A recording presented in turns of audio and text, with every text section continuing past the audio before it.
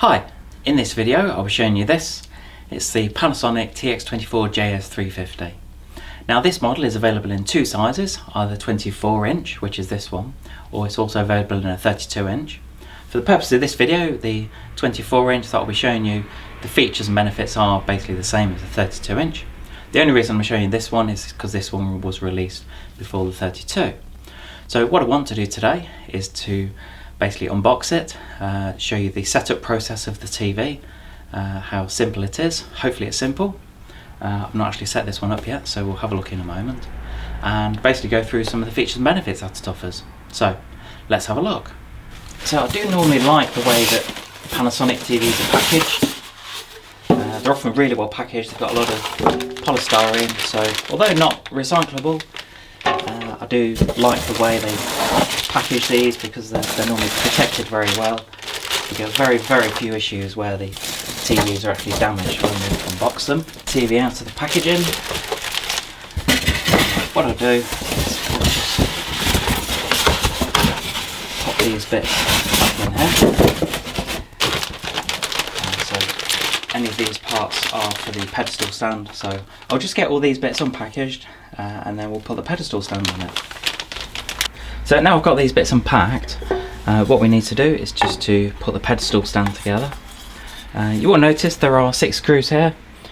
2 of them are slightly bigger than the other 4, so just make sure you pick the 2 bigger ones for this. So you will just need a Phillips screwdriver. So this is quite an easy process. So once you've got both screws in the bottom, just make sure they're just basically finger tight. They don't have to be too tight. Next thing to do is just to get the TV, make sure all the packaging is off of it. But what you need to do with this, you'll see there's a little lip here. What you need to do is you need to put that over this lug on the stand, and that will just lock into place. So just angle it back a little bit and then that locks into place, so that's easy. And again, you've just got the 4 screws, just pop those in the back there. And then now I've got the 4 screws in the bottom, then that's nice and secured on the pedestal stand. I will just show you around the back of the TV to start with. So I'll just remove the tape just before I plug it in. So I just wanted to show you the different connections and things it's got. So first of all, this is the main wall mount. So if you wanted to wall mount the TV, so you don't have to use the pedestal stand, you will notice that this is quite a small fixing. So I'll just measure that to show you. So this is only 75mm, so it's quite a small Visa mounting. So if you did want to wall mount it, then it's nice that it is a nice compact design. These are designed to be used with universal brackets. There's not a particular brand to go for. But what I am pleased about is, and I know for a lot of people you might think it sounds silly, but I'm pleased that there's a flat area around it, because some TVs will have connections around the wall bracket, so if you are using a slightly bigger wall bracket, then it can make it a little bit more difficult to fit. So I'm glad Panasonic have thought about that. So as far as the connections go, you will see on here that there are actually quite a lot on here. Despite the price of the TV, there's actually quite a lot to go at. So first of all, you've got the LAN connection. So if you wanted to hardwire this to the internet, then you can do. You've got an HDMI connection to the right of it, and then you've got a satellite connection to the right. You've still got the classic VGA, so if you wanted to connect a computer to this, then you can do. Of course, you've got the coax connection as well. You have got the coax out as well, so that's on to the left of the VGA. And then you've got the phono connections at the bottom here. You will notice that round, hopefully you can see this, just round to the side here, that this is the on and off switch. So if you're confused as to where it is, then this is where it is. So what you'd normally do is to press and hold it for 3 seconds to turn it on. And you've got different functions here. I won't cover all of them because it's quite difficult to show you on the camera, but it's actually a toggle switch up and down, so you can actually move the channel up and down if you want to from here. And then finally you have got another HDMI connection and then the USB above it. So as I said, you know, for the price of the TV, you've actually got quite a lot of connections to go at. One thing is, we still get asked about TVs with SCART connections. That, to be fair, it's quite an old connection now. It's not something that people tend to use, so that's why Panasonic have ditched it on this range of TVs, and even on the previous range. So just put the batteries in the remote control. I'll just show you the remote. This is a pretty standard Panasonic layout for a remote control. This kind of design they have used for several years. To be fair, it works, so I'm glad they've stuck with it. Just a brief outline of it. So you've got the on and off button at the top. You've got things like the AV selector at the top right. You've still got things like the Netflix button, so I'm glad they've kept that on there. That always goes down really well. You've got the channels in the middle, and then you've got the volume on the left hand side and the program up and down on the right hand side. So, and also if you have got a Panasonic recorder, because Panasonic is still making recorders or even standard Blu-ray or DVD players, then you have got the option at the bottom here to control it from your TV remote. Also, to point out, if you have got somebody in the house that is after a remote control with large numbers, then this is really where Panasonic normally win, because on their remote controls, hopefully you can see that they're quite easy to read, so that's something that always goes down well. I did say I'd take you through the setup process of the TV, and I will do. The first thing I want to do before I forget is just to show you the dimensions of the TV and the stand itself, because that's something I do get asked for quite a bit when I'm doing my videos. So on this one, so this is the, as I mentioned earlier, it's the 24-inch, but this is 55 centimeters wide, and the overall height of the TV, that's 37 centimeters high.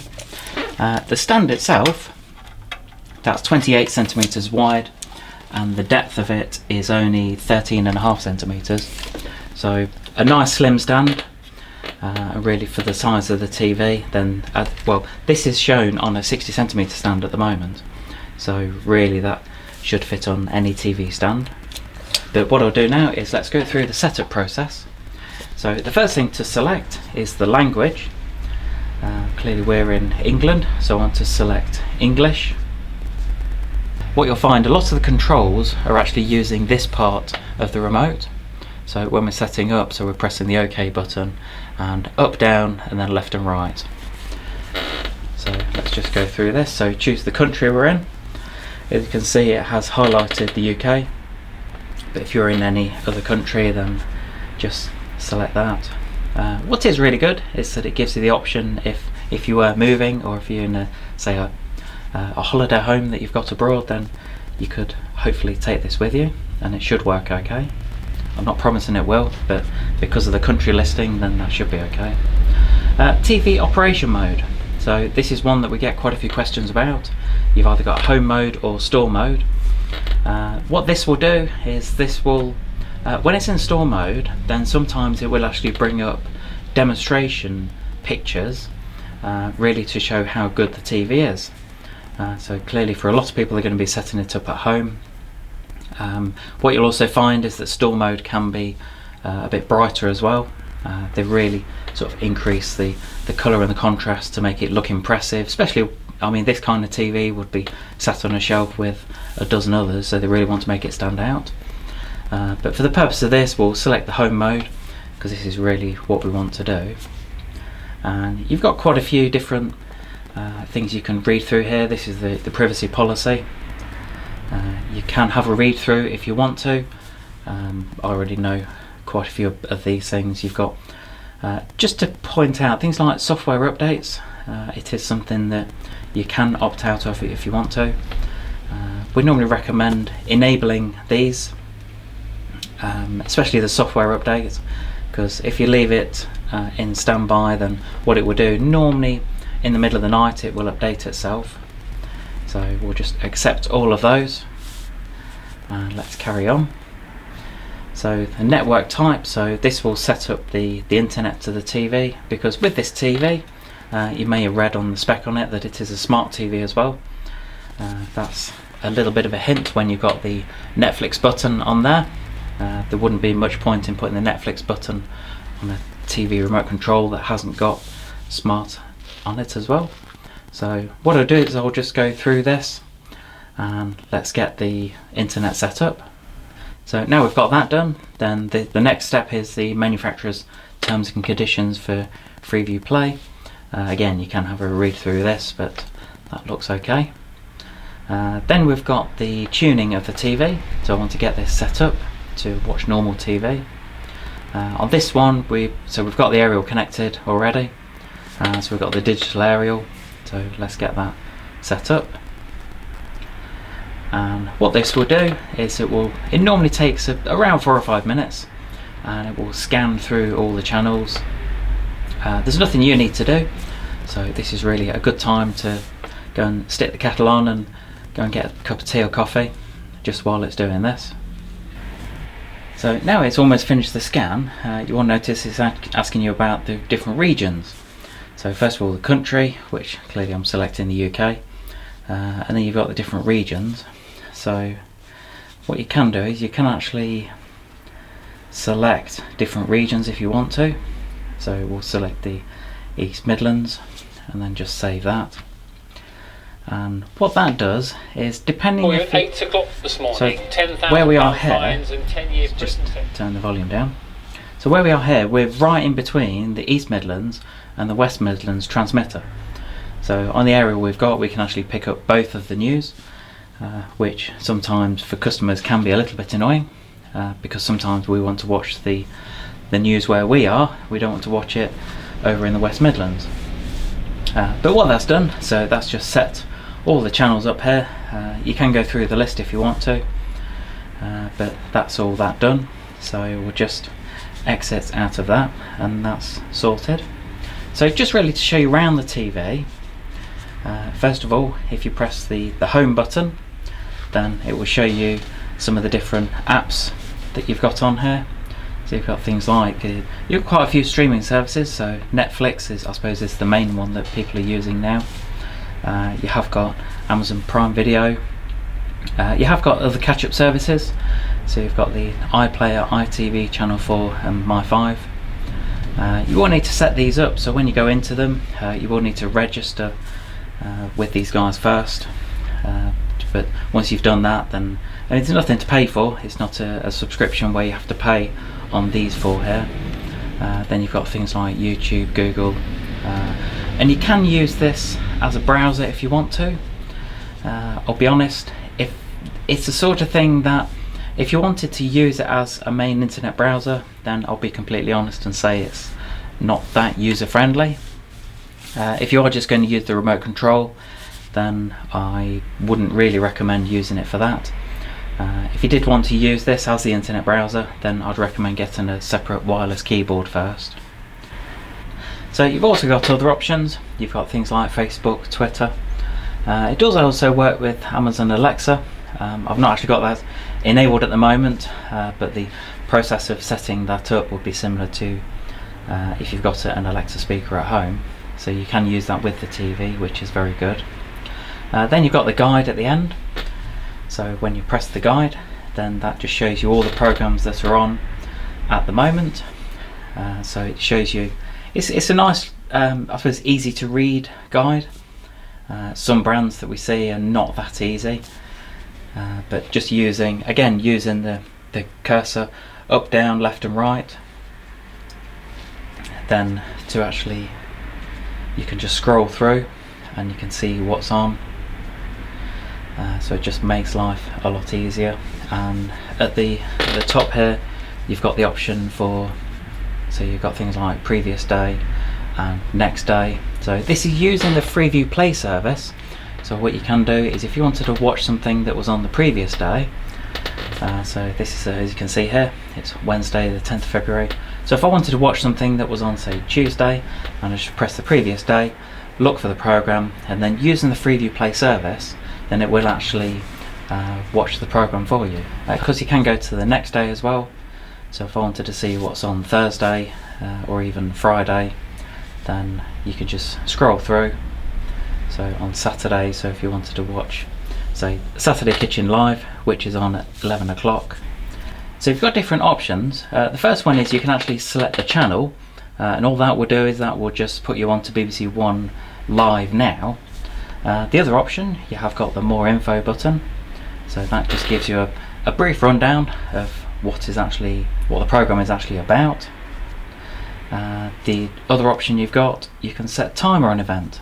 So if you know this is a program that you want to watch, then that's actually set it.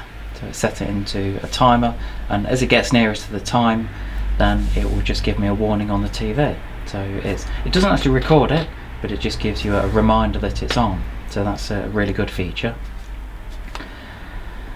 And what you'll also find is at the bottom here, so when you do change channel, it will give you a brief insight as to what's actually on, and it gives you again a brief description of what the program is about. If you press the home button again, then if we just go down to the TV option, so you've got the guide here, you've got the channel listings, different timers. So that one is set in there, so that's the timer that I got set for that program I recorded earlier. If you want to delete that, then just go and delete it. That's easy. So you have got another option here called More Apps, and when you select that, then it just gives you a rundown of the apps that are on the TV. There's quite a few on here, and you will find over the time, especially if you've got the automatic software update enabled, then over time then other apps will appear. If you just move to the right, then you'll see there is quite a lot already set up within this. So if you have got kids, then you've got quite a few different options here. And then just going back, there is something here called the market, and what you'll find is that you can actually set up some of these. So some of these are not actually downloaded to the TV. You can find if they basically downloaded all of these apps, then it could slow it down, as a device can do. If your phone or tablet, if you've got it fully loaded with apps, then it can slow it down over time, and that's basically the same principle with the TV. So what they've done is they've put this on here. It's called the apps market. So you can just have a scroll through here.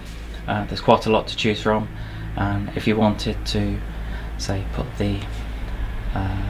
you wanted to launch a weather app, then you just add it to the apps, and what it's done is that's added it to it, and then you can use that.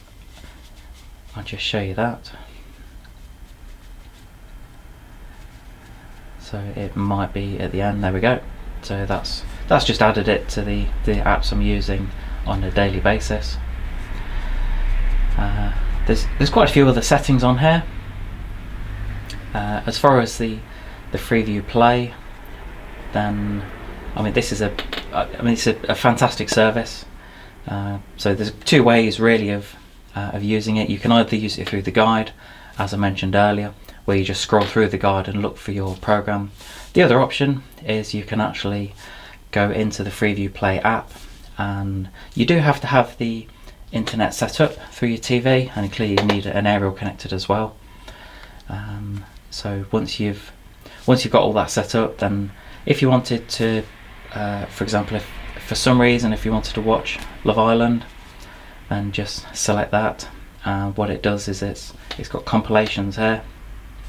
Then if you just press that and then just select watch, and then it will go into, so you can watch Love Island if you really wanted to. So just a couple of other things to show you. On this button at the bottom here, you have got the subtitles as well. So if you just select the subtitle, and then you can turn that on if you want to. And also, as far as the settings within the TV, if you wanted to adjust, say, the picture or the sound, so if you go to press the home button on the left hand side, and then if you press so first of all you've got the picture. So there's quite a lot you can do in here. Clearly when it comes out of the box, this will be the manufacturer's presets, but if you want to, then you can increase things like the brightness if you want it a little bit brighter. It's always a personal preference. What you have got is different settings. So these are where you can almost fine-tune it, but you have got other options in here. So really that's warning you that If you change some of the settings, then it may increase the energy usage, so that's okay. So you've got natural, cinema, sports, dynamic, so that really increases everything to make it look quite a vibrant picture. And then back to the natural setting. So it's quite good that it takes it off. It takes all this menu off so you can see what you're doing. The next option, so once we're happy with that, then you can change the sound settings. You'll find the sound on any TV of this size will be quite limited. The speakers on this one, so you've got 2 by 2.5 watts. On this one, the 24 inch, and they're slightly better as you go up to the 32 inch. So you've got 2 by 6 watts.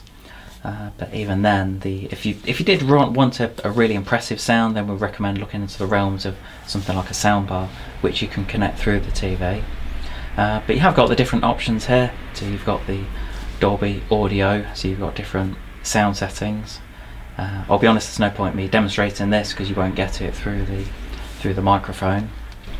You've also got the settings, so if you're connecting a soundbar through the HDMI, that's the ARC or the audio return channel, so you can just have the sound going through that, which is a really good option. So if you are thinking of buying one of these TVs, I have provided a link below to show you where to get one at a competitive price.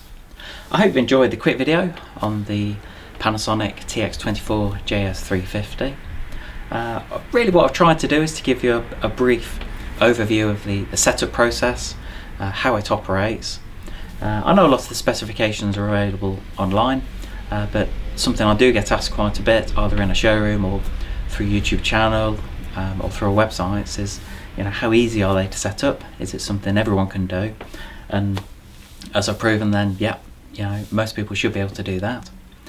But really what I try to do is to cover the basics. If you have got any questions, because I'm sure there are things that I have missed, then just pop in the comments and I'll get back to you. Also, if you have got one of these TVs, then let me know what you think. I'd always appreciate the feedback as to what you actually think about it. What I'd normally say is please subscribe to my channel, click the thumbs up and leave any comments below what you thought about the video itself. Anyway, thanks for watching.